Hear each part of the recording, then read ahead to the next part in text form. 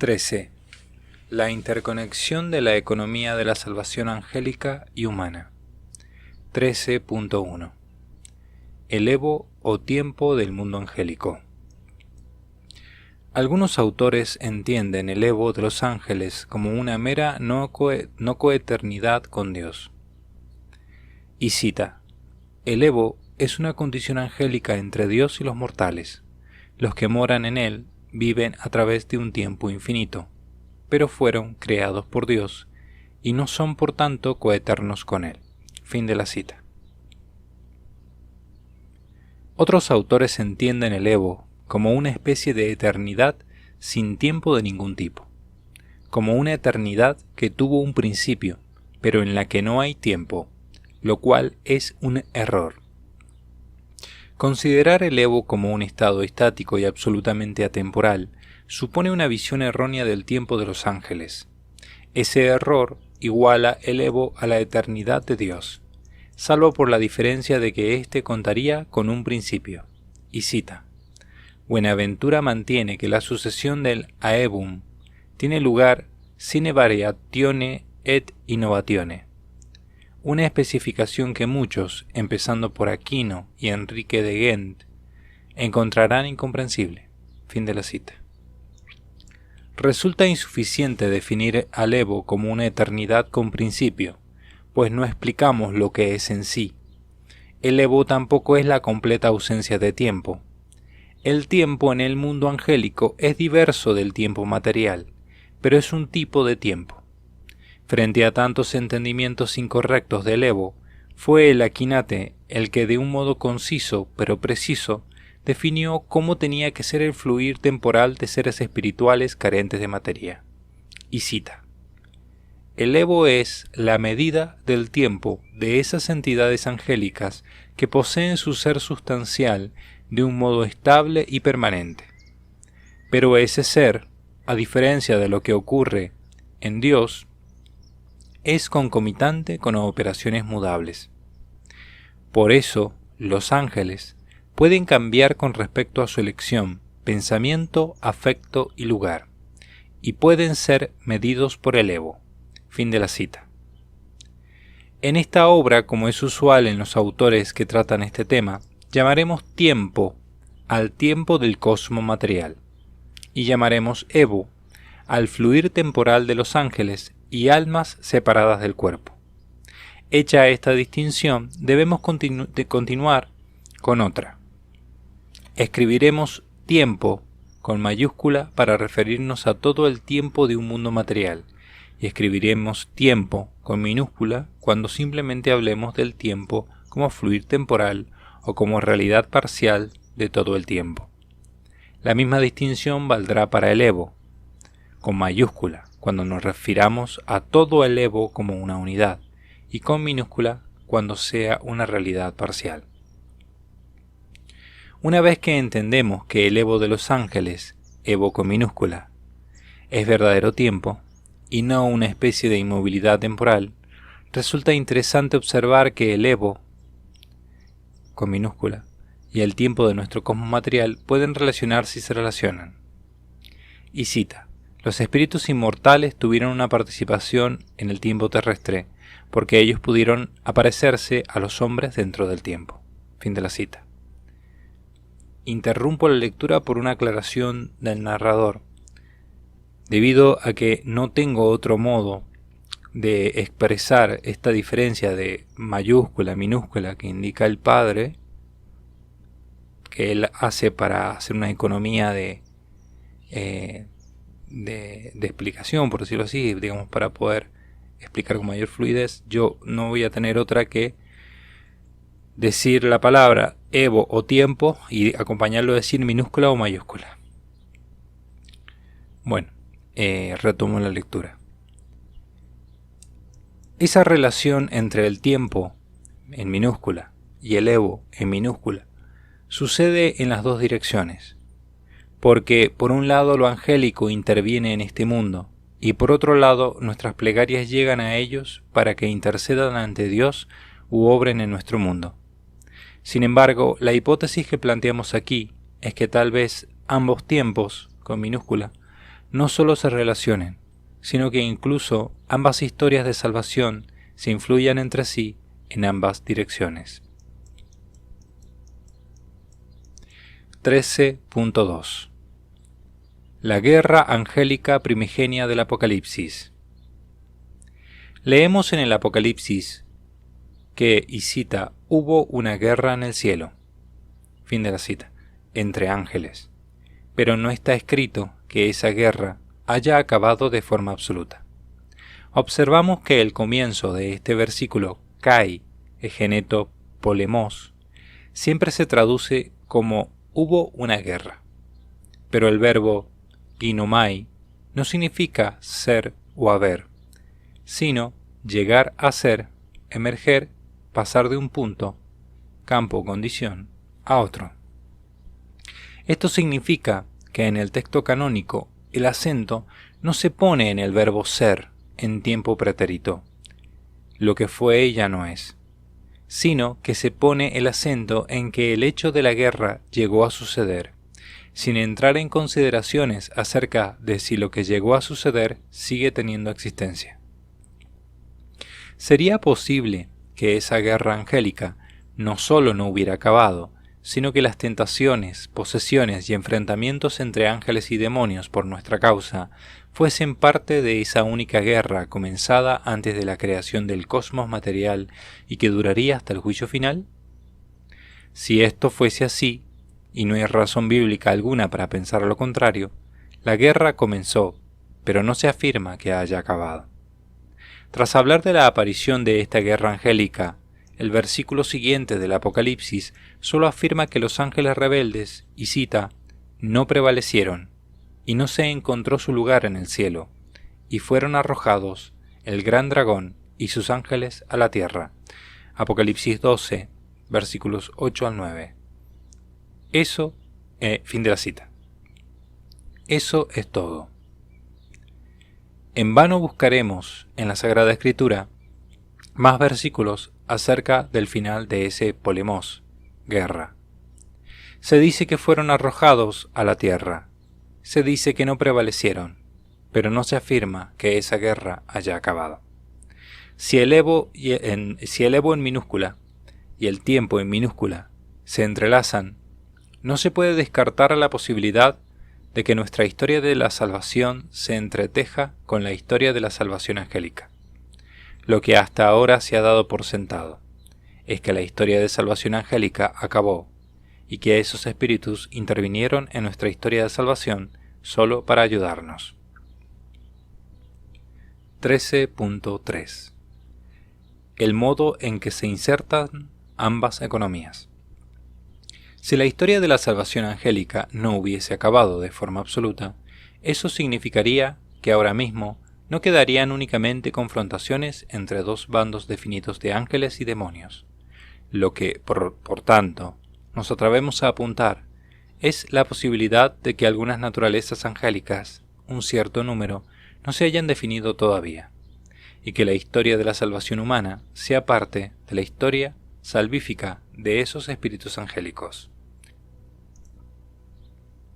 Además, recordemos que la guerra entre espíritus fieles e infieles está situada en el Evo, con mayúscula, fuera del tiempo, con mayúscula.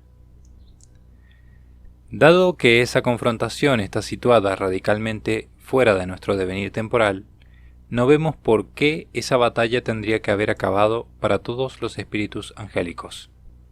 Quizá la mayor parte de la determinación irrevocable de los espíritus en esa guerra angélica tuvo lugar en el Evo, con minúscula, antes del comienzo del tiempo, con minúscula, del cosmos material. Pero cuando comenzó el tiempo, con minúscula, quizá todavía quedaba un residuo de todas esas huestes que no se había determinado. Para ellos, el tiempo, con mayúscula, con la contemplación de la creación, del amor humano, de las virtudes de los hombres justos, con el comienzo de la historia de la salvación, con Abraham, la historia de la Iglesia, etc., sería como un gran libro abierto en el que podrían reflexionar. Si esto fuera así, el Evo, con mayúscula, y el tiempo, con mayúscula, no solo tendrían puntos de intersección, sino que se influirían recíprocamente y no solo en una dirección. El Evo con mayúscula y el tiempo con mayúscula se entrelazarían. Incluso, aunque, como tradicionalmente se sostiene, el Evo con mayúscula apareciera antes del tiempo con mayúscula,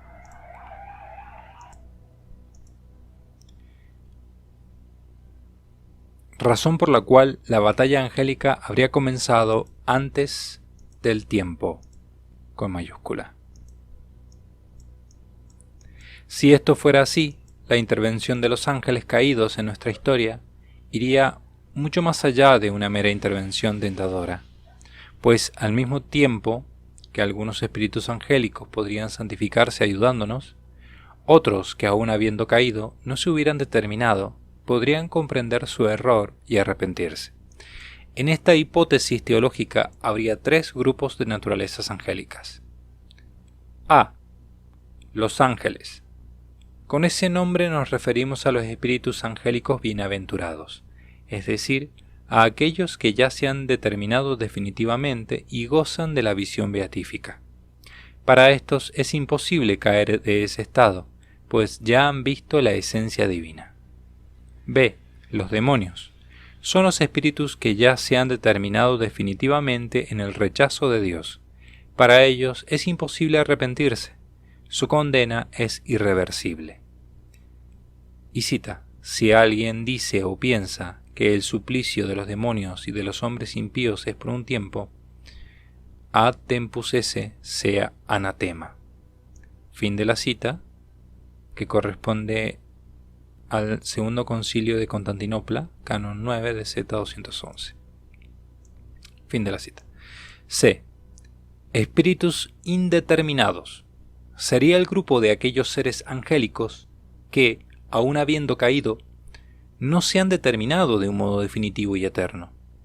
Este número de ángeles, quizá muy pequeño, seguiría en estado de prueba. Período de viadores que tiene como límite el juicio final, después del cual todos, hombres y espíritus angélicos, quedarán determinados irreversiblemente. A favor de la existencia de este último grupo se pueden aducir las palabras de la segunda epístola de San Pedro, y cita: Dios no perdonó a los ángeles que habían pecado, sino que habiéndolos entregados con cadenas de oscuridad al tártaro, entre paréntesis acá en griego tartarón, habiéndolos guardado para el juicio. Fin de la cita. Y la cita dice, a pie de página, los entregó al tártaro, habiéndolos guardado para el juicio. En griego, tartarosas pare doken eis crisis euromenous. Segunda carta de Pedro, capítulo 2, versículo 4. Retomo la lectura. Estas palabras son muy distintas de las del juicio final, en las que el diablo y otros serán arrojados al lago de fuego y azufre. Y cita: y serán atormentados día y noche por las edades de las edades. Fin de la cita. Y esta cita va al pie de página que dice: Eistus aionas ton aionon. Apocalipsis capítulo 20, versículo 10. Retomo.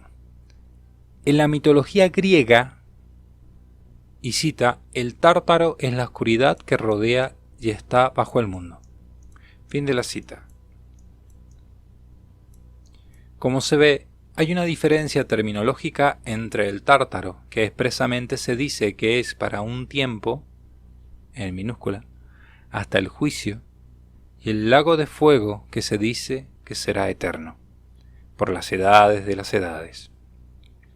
Si esta tesis fuera cierta, el mundo terreno, con su historia de la humanidad, sería el escenario del enfrentamiento entre las fuerzas del bien y del mal que comenzó antes de la creación del cosmos y cuya historia salvífica, la del mundo angélico, sólo se cerraría con el juicio final.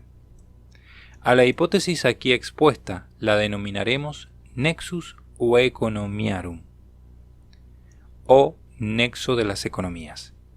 Llamaremos así a la tesis que afirma que la economía de la salvación angélica se inserta en la economía de la salvación humana.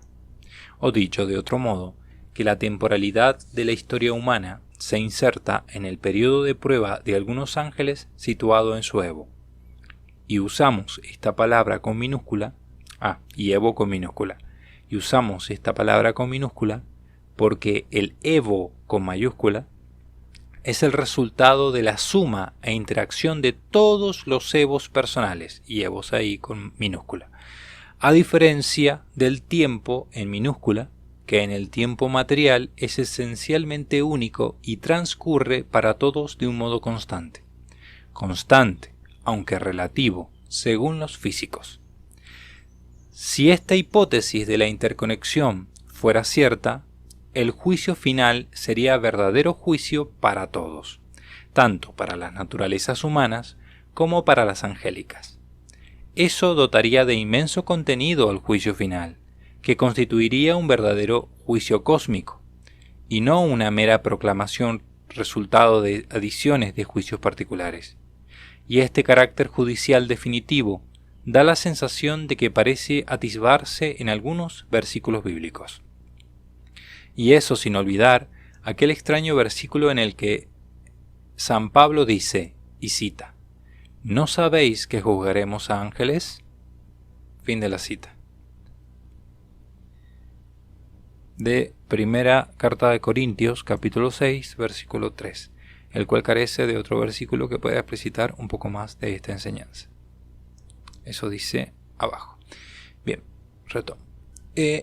Además, en Colonicenses capítulo 1, versículo 20, hay un versículo cuya traducción literalísima y manteniendo el orden de la oración rezaría así, y cita, a través de él reconciliar todo, tapanta, en él haciendo la paz a través de la sangre de la cruz de él, a través de él, ya sean las cosas en la tierra o las cosas en el cielo. Fin de la cita. Y es de Colonicenses capítulo 1 versículo 20. Nos interesa especialmente, dice abajo, epi tesges eiteta entois uranois. Retomo.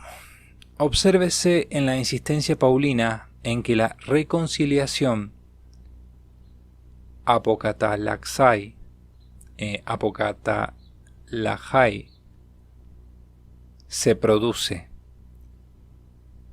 Repito, obsérvese en la insistencia paulina en que la reconciliación se produce a través de él. Y ahí estaba ese otro término que era el término griego entre paréntesis. Se produce a través de él, en él, a través de la sangre de la cruz de él, y la adición de un último a través de él, al explicar que ese todo, tapanta, se refiere también a los habitantes del cielo. Y debemos fijarnos en que no se habla de que nosotros seamos reconciliados con ellos, sino que se produce una reconciliación en él. Eis autón. Si todos los ángeles fieles ya estaban salvados, ¿por qué la sangre de la cruz reconcilia a los ángeles?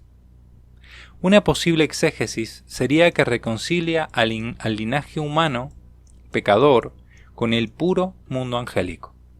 Pero eso no lo dice expresamente el texto bíblico, cuya formulación es ambigua. Pues no se afirma que reconcilió a unos con los otros, sino que se produce una reconciliación de, y cita, todas las cosas a través de él, ya sean las cosas en la tierra o las cosas en el cielo. Fin de la cita. No es lo mismo decir que por Cristo nos reconciliamos los hijos de Adán con los ángeles, a decir que en Cristo todas las cosas quedan reconciliadas. Lo primero sería afirmar simplemente que los hombres hemos sido perdonados. Lo segundo es afirmar que en la sangre de Cristo también los ángeles quedan reconciliados. Esta enseñanza de Colonicenses 1, versículo 20, completa a la de Efesios capítulo 1, versículo 10, que reza así, y cita, la recapitulación de todas las cosas en Cristo, de las cosas en los cielos y de las cosas en la tierra. Fin de la cita. Ahí en donde dice recapitulación pone el término griego que es anakephalaios sastai, entre paréntesis. Como se ve, los pasos bíblicos no son una prueba de la hipótesis del nexus o economiarum, pero sus afirmaciones se entenderían mejor desde tal posibilidad. Y, sin ningún género de duda, nos dejan entrever que en este campo hay más cosas que las que nos han sido reveladas. El versículo de los humanos juzgando a ángeles es un buen ejemplo de ello. Recordemos que una cosa son las simplificaciones de tantas predicaciones, algo necesario, y otra los escuetos elementos bíblicos que son la base de esas predicaciones. En este tema que tratamos hay dos realidades que son como dos extremos temporales.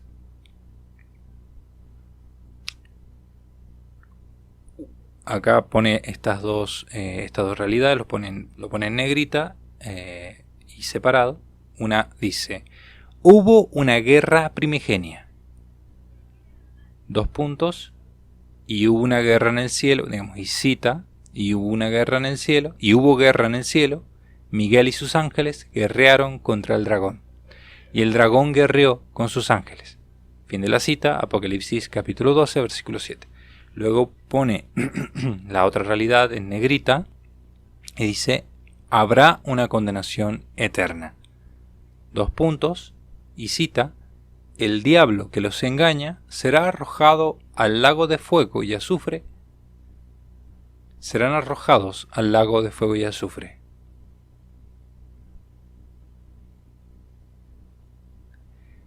Y serán atormentados día y noche por las edades de las edades. Fin de la cita, Apocalipsis capítulo 20, versículo 10. Aparece así textual en el libro. No sé si acá habrá algún error de tipeo o no, pero bueno, lo he leído tal cual aparece, tal cual está. Se puede igual recurrir a la Biblia para leer ese fragmento en todo caso. Y en medio de esos dos extremos hay dos elementos. De nuevo pone los dos elementos en negrita. Uno es, los demonios no se pueden convertir. 2 puntos. Jesucristo nunca intentó su conversión mientras estuvo sobre la tierra. El tenor del Nuevo Testamento, cuando se los menciona, y la tradición de la Iglesia son congruentes en este actuar del Señor. Luego está este otro elemento que dice en negrita, versículos que hablan de un juicio futuro. 2 puntos. Dios, y cita, Dios no perdonó a los ángeles que habían pecado, sino que habiéndolos entregados con cadenas de oscuridad al Tártaro, habiéndolos guardado para el juicio. Segunda carta de Pedro, capítulo 2, versículo 4. Fin de la cita. Abre una nueva cita. No sabéis que juzgaremos a los ángeles. Fin de la cita. Primera de Corintios, capítulo 6, versículo 3. O expresado de otra manera, una manera verbal. Hubo una caída. Hay demonios. Habrá condenación. Y en medio de todo ello, tenemos algunos versículos complejos para interpretar estos tres verbos. Es decir, acá él ha puesto en letra de imprenta, hubo, hay y habrá. Imprenta mayúscula. Repetimos con rotundidad que los demonios no pueden arrepentirse. Pero desde una lectura estricta de los versículos de la Escritura, tampoco se puede afirmar como dogma de fe que todos los ángeles que dudaron durante esa batalla celeste hayan tomado una decisión irrevocable. Observemos que el texto bíblico afirma, y cita, no prevalecieron, y no se encontró su lugar en el cielo, y fueron arrojados el gran dragón y sus ángeles a la tierra. Fin de la cita. Apocalipsis capítulo 12, versículos 8 al 9. No dice, entre comillas, el gran dragón y sus demonios fueron arrojados a la tierra. Tanto la guerra, Apocalipsis capítulo 12, versículo 7, como el arrojamiento a la tierra, Apocalipsis capítulo 12, versículos 8 al 9, es guerra y arrojamiento de ángeles, caídos, pero ángeles. Después, en los evangelios, nos encontramos a los, entre comillas, demonios. Es natural que se haya producido una identificación perfecta. Ángel caído igual a demonio. Pero hay versículos que hablan de un juicio final también para los ángeles. El dogma nos obliga a identificar juicio con proclamación, eliminando toda otra posibilidad. Desde luego, si es así, no ha sido expresamente definido en el magisterio. Al dudar, los ángeles cayeron. Pero toda caída automáticamente se transformó en una caída definitiva. No nos parece que sea una exigencia de la fe rechazar radicalmente la posibilidad de que existan ángeles caídos que todavía no se hubieran convertido en demonios. Debemos defender todo lo que dice en la Escritura, pero tampoco estamos obligados a ir más allá cuando el magisterio ha sido tan escueto. Hay que estar vigilantes, pues las simplificaciones catequéticas y los diáfanos esquemas escuchados toda una vida durante las homilías fácilmente nos llevan, de modo inconsciente, a incluir en la doctrina bíblica lo que de ningún modo vamos a encontrar en el texto. Siempre hemos oído hablar de demonio y condenación, y esos son elementos seguros. Lo que no es tan seguro es que en esta guerra angélica solo existan esos dos elementos y nada más en el banco de los caídos, y nada más en el bando de los caídos. También el Evo con mayúscula puede ser una larguísima parábola del hijo pródigo para algunos de aquellos que se alejaron de la casa paterna, con un límite, sí, perfectamente definido en las Escrituras, el juicio final, entendiendo así el Evo con mayúscula y el tiempo con mayúscula como una larga parábola de los hijos pródigos. Cobra pleno sentido el juicio final y se entiende mejor la condenación eterna como la única posibilidad de un Padre que les deja seguir su camino después de haber prolongado su misericordia hasta el límite máximo de lo posible. No debemos olvidar que en una lectura fiel a las Escrituras de esta hipótesis hay espíritus angélicos que ya se han determinado de forma irreversible. Si la historia humana universal fuese el escenario de una lucha angélica en la que intervendrían un determinado número de ángeles viadores, eso abriría apasionantes posibilidades teológicas. Pero, aunque la mayoría de las naturalezas angélicas ya se habrían salvado o condenado, un cierto número de ángeles buenos obrarían en nuestro bien todavía movidos solo por la fe. Ángeles colaboradores en nuestra salvación, que se santificarían a sí mismos en esa misión. Por otro lado, habría un cierto número de ángeles caídos que, aun habiéndose apartado del recto camino, aún no se habrían corrompido de un modo definitivo y no se habrían determinado de modo eterno. Habrían caído, sí, pero no con un, y cita, pecado de muerte. Y la cita lleva a pie de página, dice, y cita, pues hay un pecado que es de muerte, por ese no digo que se pida. Fin de la cita, primera de Juan, capítulo 5, versículo 16. Retomo. esos ángeles caídos, todavía aviadores, estarían fuera de nuestra economía de la salvación, pero estando fuera, se beneficiarían de la gran enseñanza que sería contemplar la historia de la salvación humana. La revelación que va desde Abraham hasta el juicio final sería para ellos una última posibilidad de enseñanza divina. Algunos espíritus indeterminados, viendo la santidad de algunos hombres, viendo el amor del Creador hacia esos humanos, viendo la acción de los sacramentos en las almas, escuchando la palabra de Dios, contemplando los milagros de los santos, podrían ir evolucionando hacia el arrepentimiento. Solo aquellos espíritus angélicos que hubieran tomado una decisión definitiva e irrevocable permanecerían impermeables a esa última, magna y extensa enseñanza de un ser infinito que, y cita, se fue revelando a su pueblo con obras y palabras. Fin de la cita. Y la cita es del Concilio Vaticano II, Constitución Dogmática, Dei Verbum, capítulo 4, número 14. Retomo.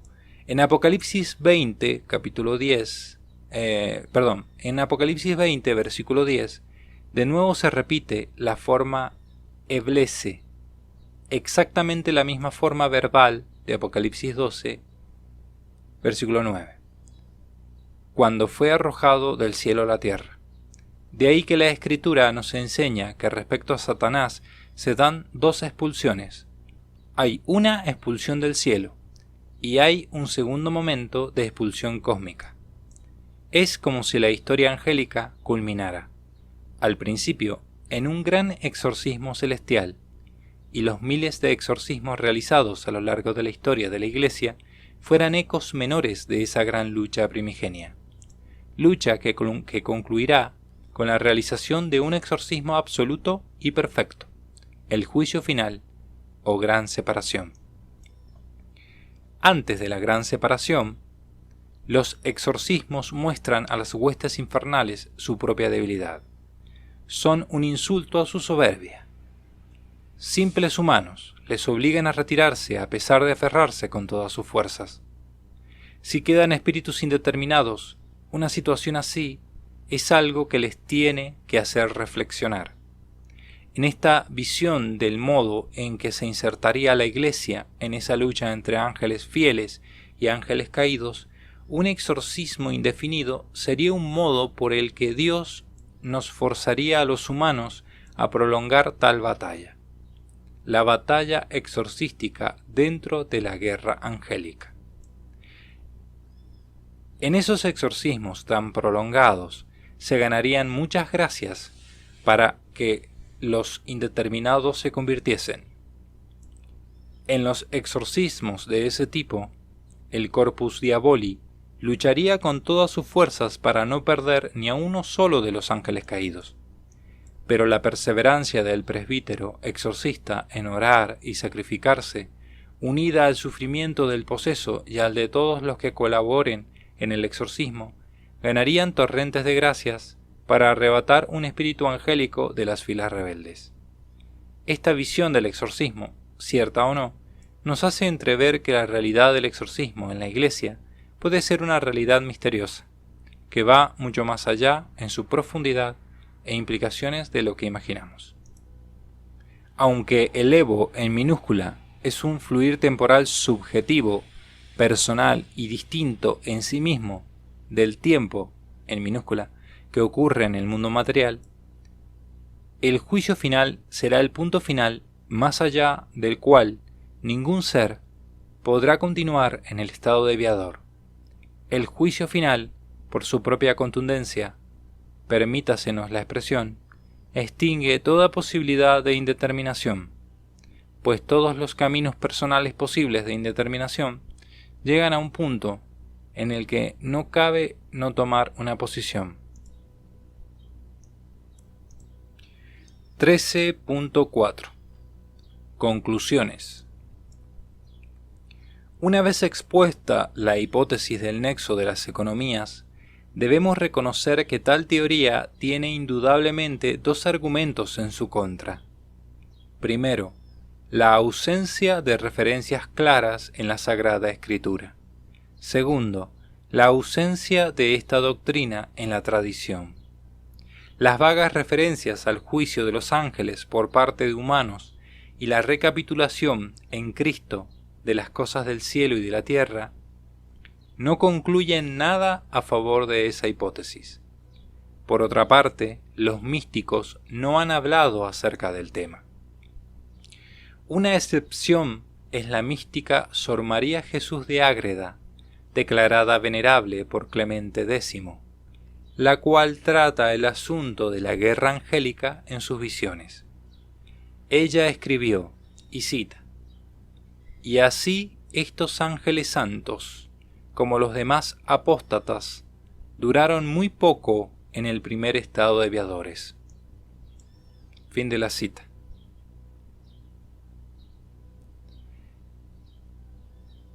Después, al hablar de la prueba de los ángeles, afirma que Dios les mostró que se iba a encarnar y que le debían adorar a Él, Dios hecho hombre, y cita: «y que la segunda persona de la misma Trinidad Santísima se había de humanar y hacerse hombre, y que a aquel supuesto hombre y Dios habían de reconocer por cabeza». Fin de la cita. La mística describe largamente la prueba de estos espíritus y explica cómo la revelación de la encarnación y la futura figura de la Virgen María juegan un papel principal en esa prueba en la que todavía eran viadores. Y cita: «Cuando se les propuso a todos los ángeles que habían de obedecer al Verbo humanado, se les puso otro tercero precepto, de que habían de tener juntamente por superiora a una mujer, en cuyas entrañas tomaría carne humana este unigénito del Padre, y que había de ser su reina y de todas las criaturas». Fin de la cita. El modo de entender las posibles interconexiones entre historia humana y angélica que expone Sor María de Jesús es adecuado y no plantea dificultades. Pero una cosa es aceptar una interconexión como revelación precedente, y otra cosa es el nexus oeconomiarum. Una cosa es la sucesión de ambas historias salvíficas y otra cosa su entrelazamiento que llegaría a la consumación solo en el juicio final.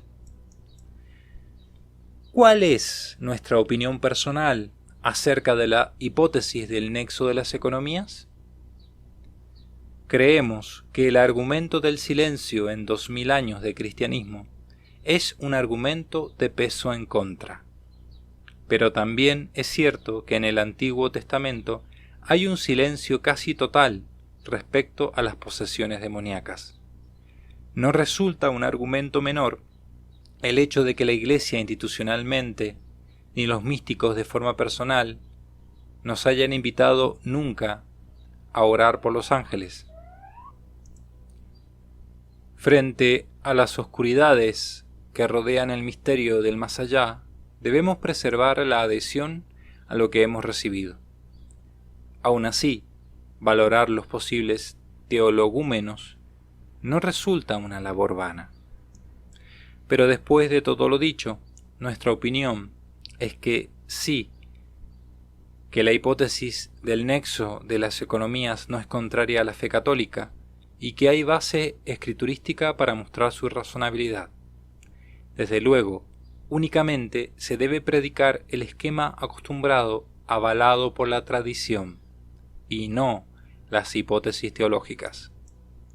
Ahora bien, hablando desde un punto de vista meramente teórico, si la hipótesis del nexo fuera cierta, quedaría reforzado el carácter unitario de la historia salvífica de ambos mundos, el angélico y el humano.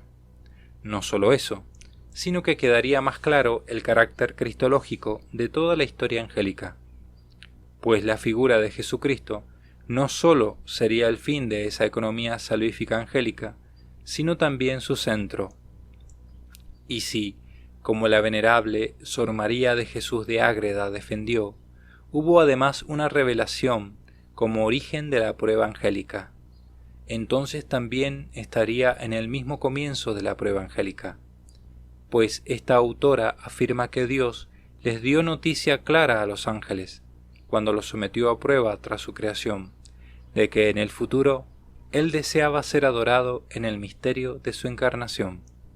Y cita: levantando Dios a la naturaleza humana, a la unión hipostática y persona divina, y que a aquel supuesto hombre y Dios le habían de reverenciar y adorar, y que los mismos ángeles habían de ser sus inferiores en dignidad y gracias, y sus siervos. Fin de la cita.